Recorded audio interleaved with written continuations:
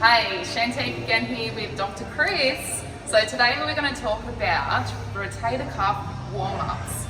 So you often see a lot of people doing this in the gym with dumbbells, but I only feel this in my biceps, Chris. Why is that? Well, gravity's coming down this way, which is pulling the weight down this way, which is working your biceps. Can you get that in the shoulder? What do you need? Wide angle lens? Wide angle lens. So in order to actually work our rotator cuff, which rotates the shoulder, we really need the line of pull to be going this way.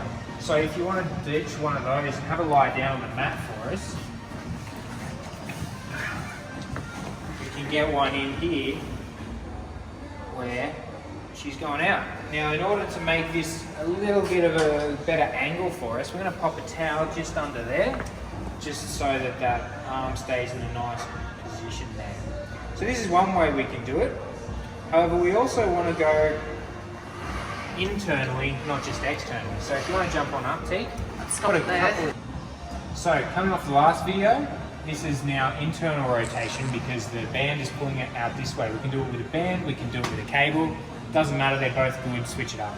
So why is it important that we warm up the rotator cuffs? So the rotator cuff's an important muscle to warm up because it stabilizes our shoulder joint. We want our shoulder joint to be nice and warmed up and stable when we start doing our heavier exercises like bench, rows, all that It's sort of kind of like when you do a glute warm up to pre-activate the glutes before you do squats. Yeah, you don't want to pre-fatigue it, you don't want to get it tired, you just want to get it working and get it activated. Yeah, wake it up. That's it. All We're going right. to switch it up a little bit. We're going to change the angle of our shoulder here.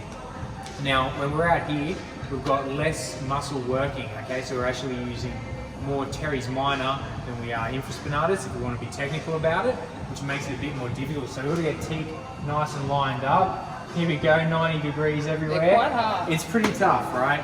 Because this little muscle doesn't get the love that it deserves. I think it needs more work. I probably need to do these more often. Beautiful. All right, well, we won't keep it going, so you can relax there. But that's why we want to do it, because it doesn't get the love that it needs, and this is how you can isolate it a bit better. We're going to switch it around, and we're going to do internal rotations now.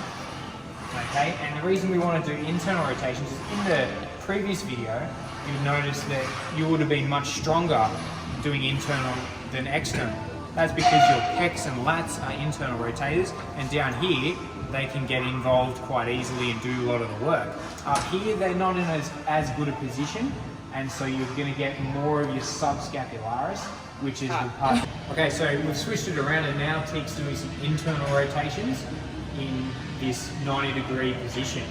All right, what this is doing is it's taking the lats and the pecs a little bit out of the equation, which are your big muscles. So when you're down here, they're doing heaps of work. When we come up here, they do less.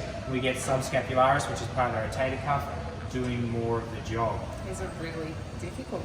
Yeah, the further we come out, the more difficult it's going to be because we're using less muscle. So key is drop the weight right down. This isn't a glory exercise.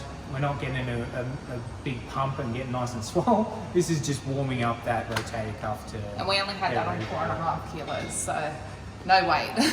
Yeah, and she did a great job. So that's how we're going to do it. And now we're going to talk about what you should do if you're injured. And Michael's got some tips for you guys about posture and keeping your core strong throughout these exercises. So again, guys, this is just a nice isolation warm-up technique. So we don't want to be doing any twisting, and we want to make sure that we're nice and engaged. Our head is up, our posture is up. So we're just working at that internal rotation. So I'm going to take a side view just so they can see from the side your posture.